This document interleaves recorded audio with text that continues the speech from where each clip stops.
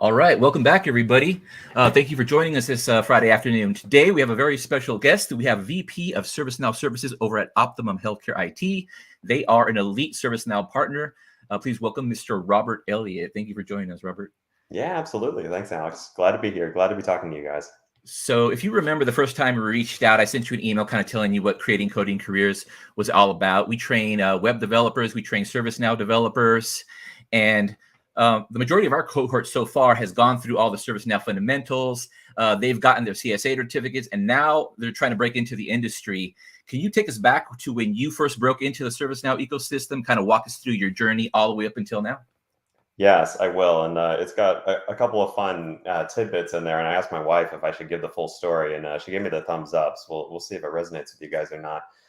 So actually, I studied computer science and information services, that kind of stuff in college, but I didn't have a degree in it. I finished my degree in something else. And so, I came in with a little bit of preparation, but I got started with classic ASP, ASP.NET, C#, that kind of development work. And I floundered around for a few years. So I took some great cross-country trips, and I was actually working at a Whole Foods for a while. I was in the bakery at Whole Foods. And at the time, I was dating a girl who broke up with me. And she determined that I didn't have a plan in life. I wasn't going anywhere. I was just kind of wandering around. And so that she actually did me a great favor in two regards. One, I did not end up with her and instead ended up with my wife. And two, she kind of got me back on track in that regard. So I'll give her that. So I started working with a recruiter, and they set me up with a ServiceNow partner who was wanting to build up an office in Richmond, Virginia, where I was located. So I interviewed in a Starbucks, and the director asked me, how do you feel about a career in IT service management? And I didn't really even know what IT service management was. So of course I said, yes, that sounds great. So, I got in, we opened up the office, our hire number 2 sat at a card table at first. It was totally a startup feel, but they were in pretty early in the ServiceNow partner ecosystem. And so I got to work with all kinds of cool organizations, everything from like Fortune 100 tech to large banking organizations, and then got my first taste of healthcare while I was there as well. So it was, a little bit interesting of a path and a little bit wayward, but it's led me to where I am now. So I'm certainly grateful for it. So in the healthcare industry where you work, they use EMR software, and they have to take into account a lot of things like ICD-9 coding, billing, patient scheduling, HIPAA regulations. So this adds like an extra layer of complexity when you're working with IT and hospitals or healthcare organizations. I believe Epic is like one of the larger ones. So these EMR systems, they don't quite cover all of the organization's needs. So I'm assuming maybe that's when they call you guys. They call Optimum to kind of come in and do something a little bit more custom for them. Is that pretty much how it works, or is that mostly what your customer base is? Yeah, so the ServiceNow side I'll dig into. I mean, we as an organization, we do a ton with Epic, so we actually do a lot of Epic build and things like that. But my part of the ecosystem, our ServiceNow world, where we operate, there's a lot of facilitation of workflow that lives around the EMR. So that's going to be your system of record for patient data. It's going to be all the place where you interact with all things pertaining to the medical record and orders and things like that. But where there's a need for workflow, it ties into that a lot. So ServiceNow and healthcare organizations, you're doing a lot of the same things that you do in other organizations with IT service management, asset management, visibility into your infrastructure, all that stuff.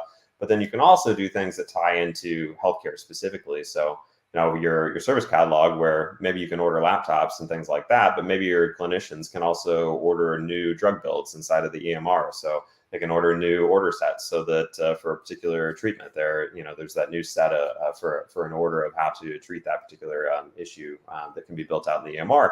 But we can put workflow inside of ServiceNow for, all right, here's the standard approach for setting that up inside of Epic or whatever the EMR might be. So that's a pretty neat one. ServiceNow's really heavily industry focused over the last couple of years. They're breaking out their industry verticals a lot more. So they've started to put together a whole data model that aligns with the healthcare industry standard that's neat, and started to build out a medical device management solution, which is really starting to pick up steam, is extremely pertinent. The more advanced medical devices get, the more connected they get into the network, the more security concerns there are. There's a need for that to be more heavily integrated into the overarching asset management process and things like that. So that's really got a lot of attention. There have been some third-party solutions built on ServiceNow in the past, but now that they're building it native into the platform, there's going to be a whole lot of cool stuff that we can do there.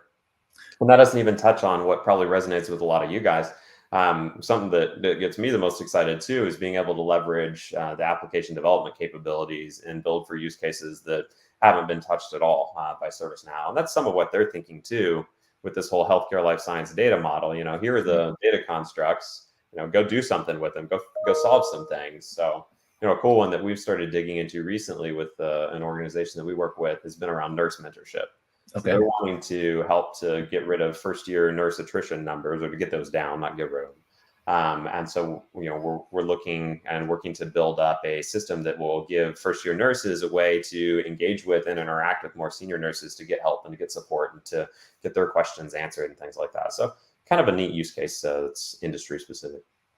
So being that a lot of our apprentices, they're fresh, they're new to ServiceNow, they just finished the fundamentals, they just got their CSA, so they haven't had the actual experience to actually get their hands on something. Can you give us an example of maybe, I don't know, like a clinic or hospital that was maybe using like an antiquated EHR or a software that was, just not doing what it needed to do for them, and how you guys kind of came in and solved some issues? Could you give us like a real world example?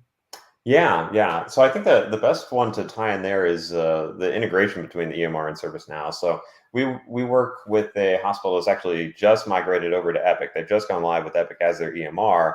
And as a part of that work, so we helped stand them up there. But as a part of that work, we built out ServiceNow's EMR help solution, which actually gives you the ability to put a ServiceNow portal embedded inside of the EMR, and you can facilitate workflow on the ServiceNow side through that. So if somebody needs help, somebody needs to request one of those things we were talking about earlier, new order builds, things like that.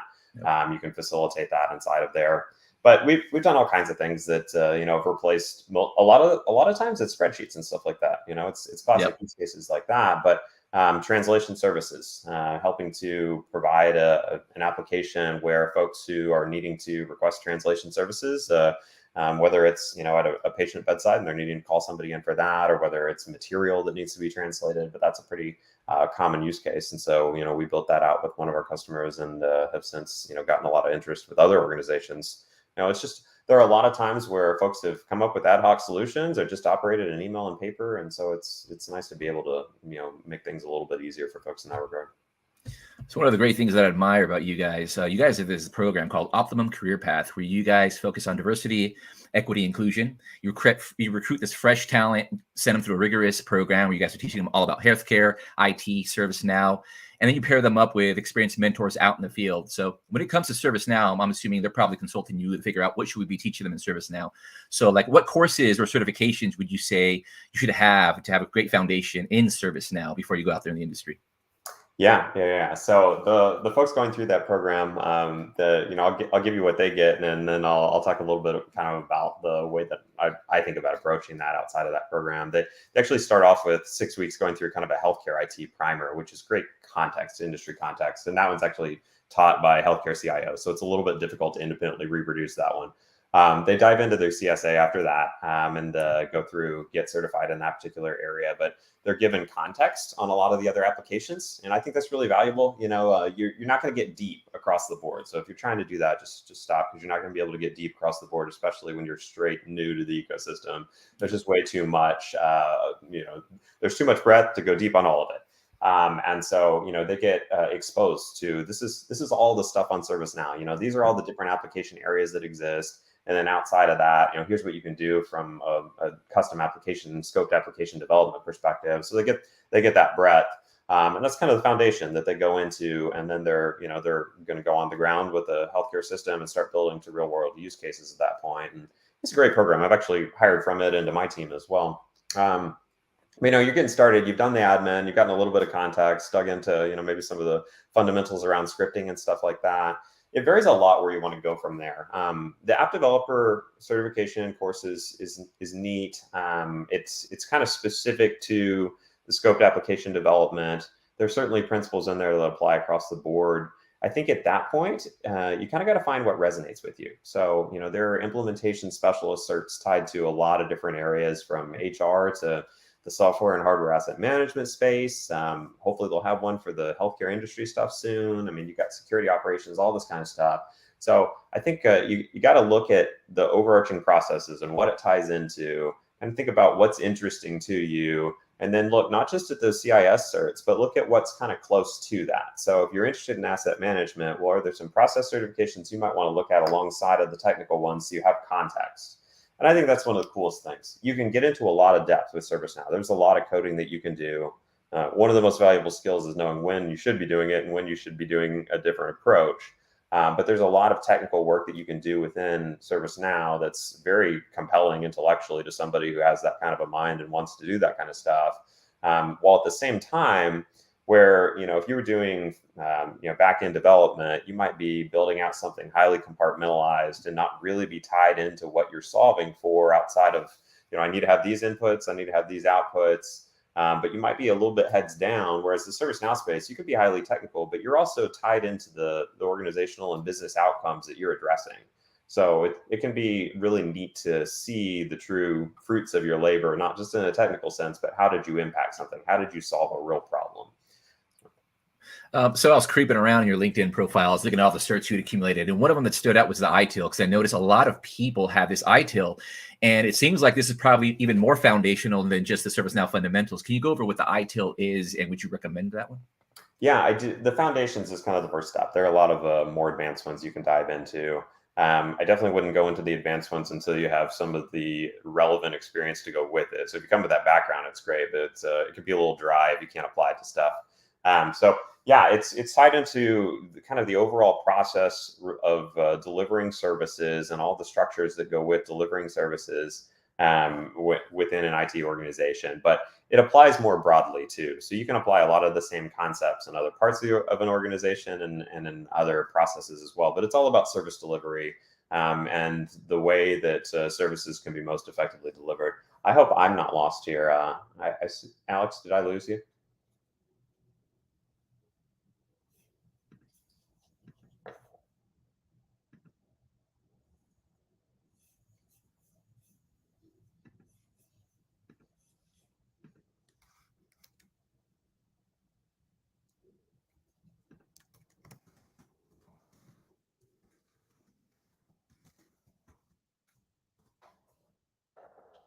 All right. Well, I don't know if I'm still live here, but I'm going to dive into a few more things and hopefully Alex will come back on with us.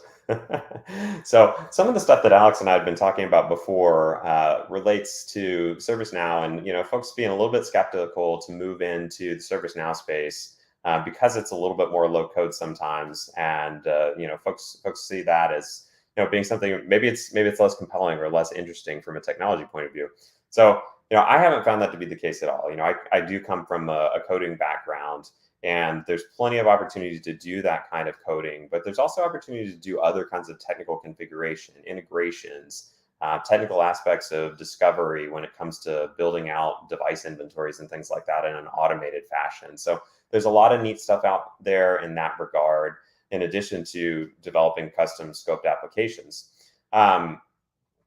But there's also that tie into the business outcomes, which I think is highly valuable. And both of those really feed into architecture paths too. So for folks who are interested in starting with administration, moving into development, and then long-term growing their careers into architecture, it's really valuable to be tied into the business context and to the overall kind of enterprise and the overall business landscape as well. So you can apply the skills that you're learning technically within that domain and really grow in that regard. And that can be highly complex too.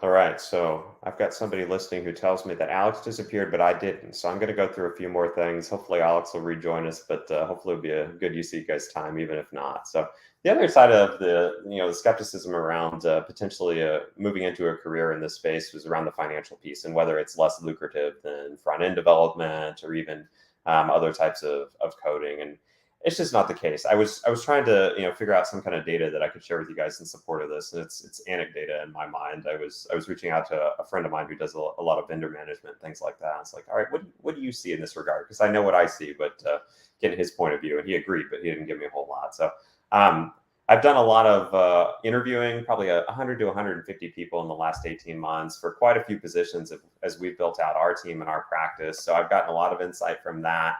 But ServiceNow is very compelling in that regard.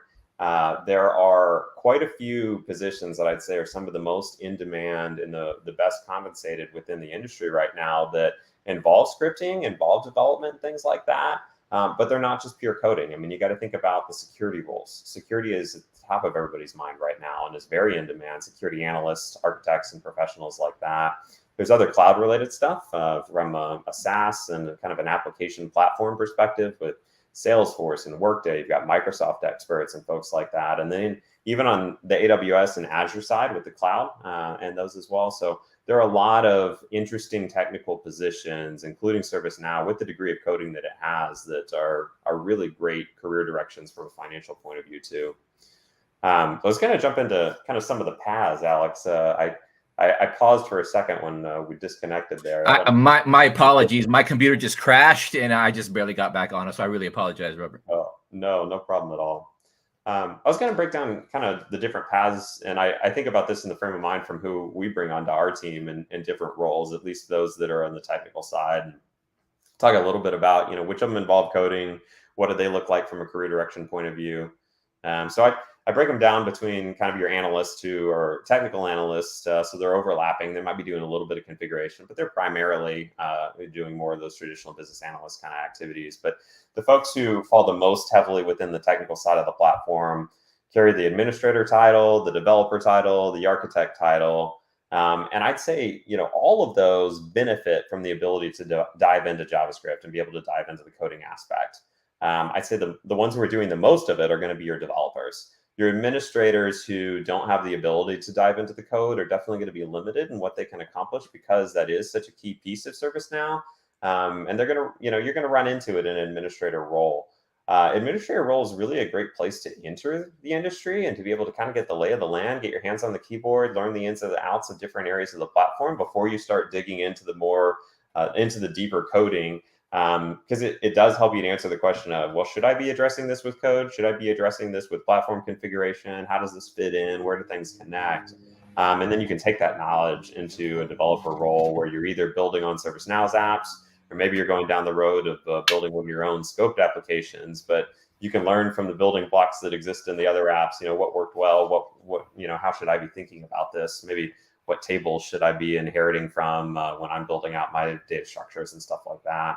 And then you kind of pivot back when you get to the architect role. And, the architects on our team still spend a chunk of their time hands on keyboard in the system doing, more complex integration work or, whatever it might be, but that falls into the developer camp. But they're also stepping up a level and they're saying, all right, how do these different applications interact with each other?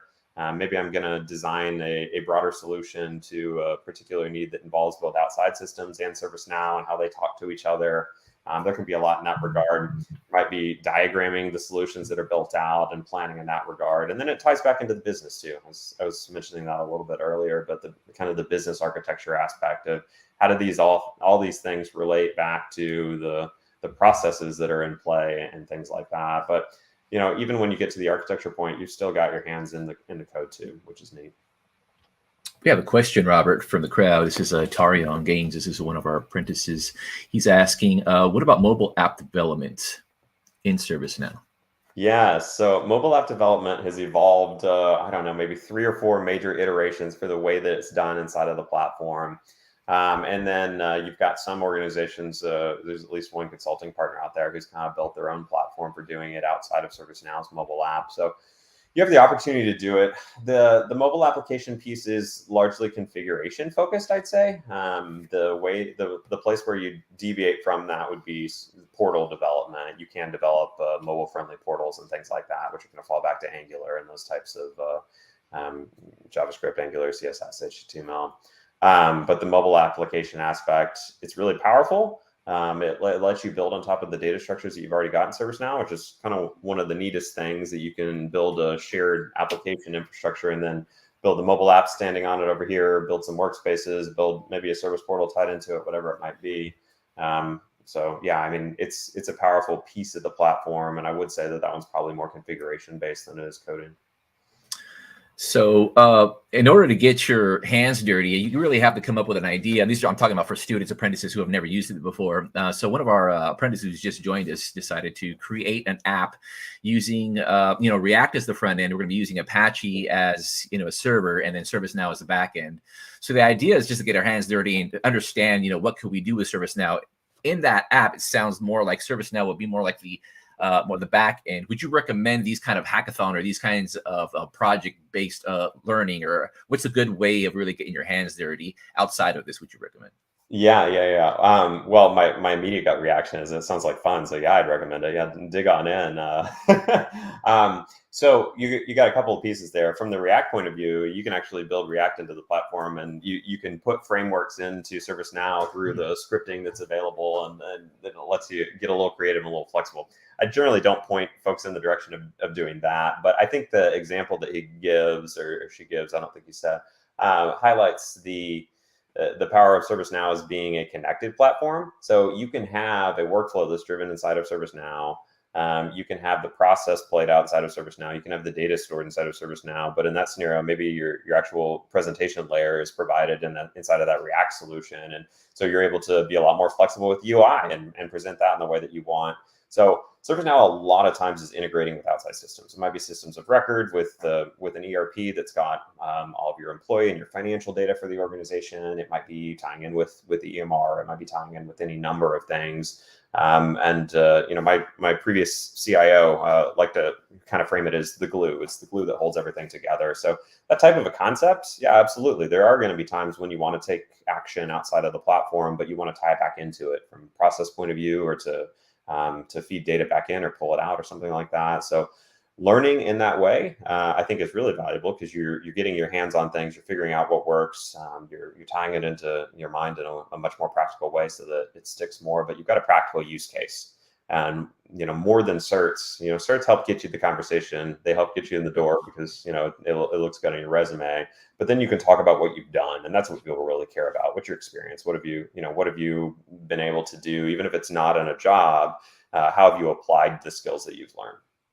Would you say that's more important? The only reason I ask, let's say we have an apprentice who has not passed the ServiceNow on their first try, and they're like, hey, you know what? I feel kind of like this ServiceNow exam is kind of holding me back from really learning the platform. And it seems like it's the other way around, right? You should really learn how to use the platform first, understand it, worry about the cert later. Would you agree with that statement? I think it'll help you pass the cert too. Once you actually get into the weeds of things and start applying it, it's going to resonate a lot more. So you look at that question, you're not just trying to pull something academic or from something that you studied, but you've actually put it into practice. So, and that's, they recommend six months of experience to take some of these certs. Yeah. And, I'm not going to tell you should do that, because that's going to hold you back. But it does make it easier when you start actually diving in and doing that stuff. I think it's hard to get the conversation sometimes when you don't have some of those certs. So if you don't have a connection in place or have something to bolster your resume, I do think the certs offer a lot of value in that regard.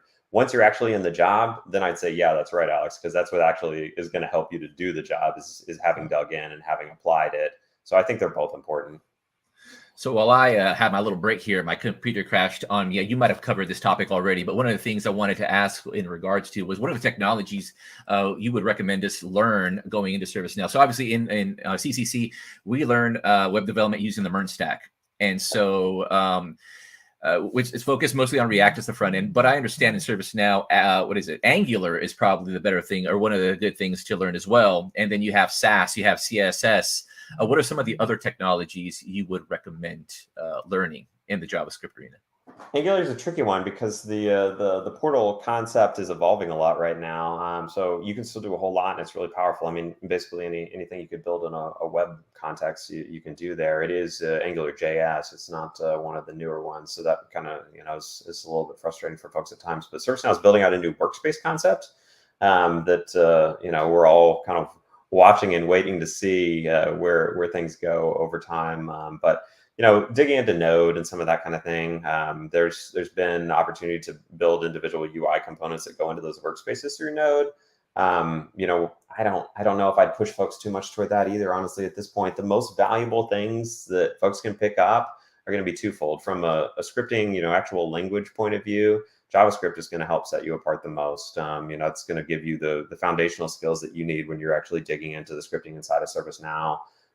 There's the fundamental HTML concepts and XML and JSON structures and that kind of stuff. I mean, that's not a huge barrier or uphill battle to pick up some of those basics. But outside of that, it's general kind of coding best practices, concepts, understanding of database structures and things like that. It's that conceptual stuff that'll really help you to grasp what you're digging into when you start looking at ServiceNow itself.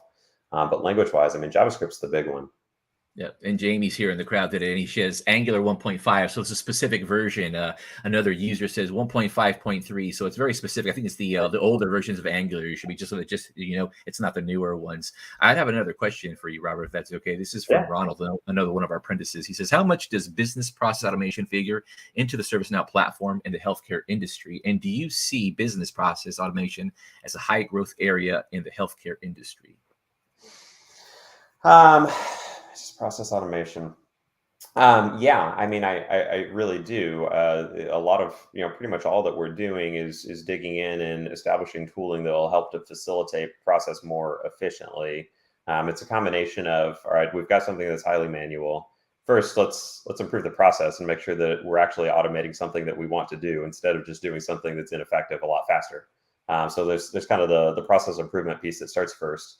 And then there's leveraging the workflow engine capabilities of ServiceNow to make it more repeatable, to make it more standardized, to ensure that it's reliable, so that the same steps are taking place every time. They're being done with efficiency, and you have the analytics and the data to look back and to confirm that and to see that, and then step up a layer and say, all right, where are our bottlenecks? And that kind of stuff is cool because it brings in a little bit of the AI ML type domain where you can run a little bit of the logic in ServiceNow and say, all right, this particular stage within this workflow is where things are really slowing down. Okay, maybe I can make some adjustments and tweaks to the process here, and then the technology helps to identify that. So that's cool. So going through the manual aspect and then introducing automations beyond just the workflow aspect. I mean, automation is used a little bit loosely in the term of we can automate the generation of tasks, but then somebody still manually fulfills the task. Well, the next step from there is actually automating the tasks. So where can we go and introduce automations there? So, when in the healthcare world, EMR systems, other clinical systems, are we going to integrate with those? There are a lot of nuances to that. There are concerns from a security point of view and giving access to protected health information and things like that. Different organizations have different comfort levels with, the different applications in their landscape getting access to that data. So sometimes we'll be able to automate different pieces of those manual steps. It really just depends on what they are. But I think robotic process automation is starting to play into this too. Some of you probably know ServiceNow acquired an RPA company and not too long ago and has integrated that into the platform in the last release or so. So I'm really interested to see if folks pick up on that, where they've been using other RPA solutions and automating clinical systems that they might not have considered integrating directly into ServiceNow when it comes to some of the RPA capabilities. So I don't know. Hopefully that answers your question, Ronald. I kind of bounced all over the place there. Yeah, thank you, Ron. I do have one other question. Of course, if you guys have any questions, now would be the time to do it. Please post your questions. We have Robert only for a little more time here. Robert, so I understand you guys were able to get your elite certification in just 18 months, and I'm sure you had a lot to do with that. So congratulations on that. Can you tell us, what does it mean to be an elite partner versus, I guess, a premier partner? Would that be the other? Yeah, so it's you're registered because you sign the paperwork, and then you specialist is the first tier, premier, and then elite. So Yeah, it's been a fun road. So it's basically a combination of there's it's at the end of the day, ServiceNow is a software company and they're selling software. So there's a piece of it that relates to license sales, but the fun part, the delivery side of it, is based off of certification and competencies for the team. So the certifications are the reflection that you've done your training, you know the right way to implement different application areas. So there's thresholds that you got to hit for the numbers around those across your team. And then the actual project delivery. So it reflects we've hit a certain threshold of actual successful project deliveries in the applications, and it can include custom applications too. And they have to have been done well. Your customer has to come back and give you a certain level of satisfaction surveys on that. You can't just go out and botch a handful of implementations and get credit for it. So it's kind of a combination of we've done the thing, we're trained to do the thing, and then a little bit of we sold the thing. Got it. All right. Well, I have one more question for you, Robert, and then we're going to go ahead and break. Last question is from our alumnus. This is Julian Gonzalez, our last guest speaker. What does the architect path in ServiceNow look like, and how would you get there? Yeah. So the architect path, it's got a number of flavors, right? So because the applications in ServiceNow and even custom applications, it's all tied very much into the business context that any piece of it lives within. So you've got more technical architect type paths, and then you've got folks who are doing a little bit more of like the specific process area. I'd call them kind of maybe a business architect or even a subject matter expert that borderline works within that architecture area. So if you're focused more on the technical side, then I really do think it's more about the application build. So it's really building up kind of the developer chops per se, and looking at integrating with outside solutions too. So you need to be able to look at the bigger picture from a technology point of view and connect the dots between key systems that are in an organization. So you're going to want to build up skills of I can write an application effectively. I know the technical best practices that I'm going to follow in order to ensure that it performs well, that it can be maintained over time. I'm not creating a bunch of debt that somebody then has to tweak every time there's an upgrade and things like that. So it's really getting in depth with the technical aspect of things, and then being able to step out and look at the bigger technology picture, and how different systems play a role in talking to each other and working together in that bigger picture. The business side of it, you're really wanting to look at stepping up quite a few layers, and what are the capabilities that the organization is focused on? What are the things that we're actually delivering? Why do we exist as an organization? And then tying that all the way back down into the technology. And so that one, you're really looking at the surrounding processes. And it may be that you're focused on a particular area. So if you're going to go the asset management route, maybe you dig into the way that application is configured and the technical ins and outs of it. But then maybe you go get certified software asset manager certification so that you understand the business side of it. And then you kind of step up a layer and look at one of the enterprise architecture frameworks. And this is how all the pieces fit together. And so it depends on whether you want to specialize in the technical aspects or whether you want to step into the process aspects. But find the areas that resonate with you and focus on those and kind of dig into the pieces of it.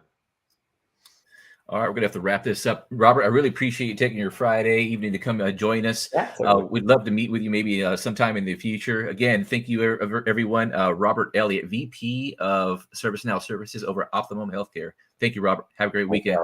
Appreciate it. See everybody next Friday.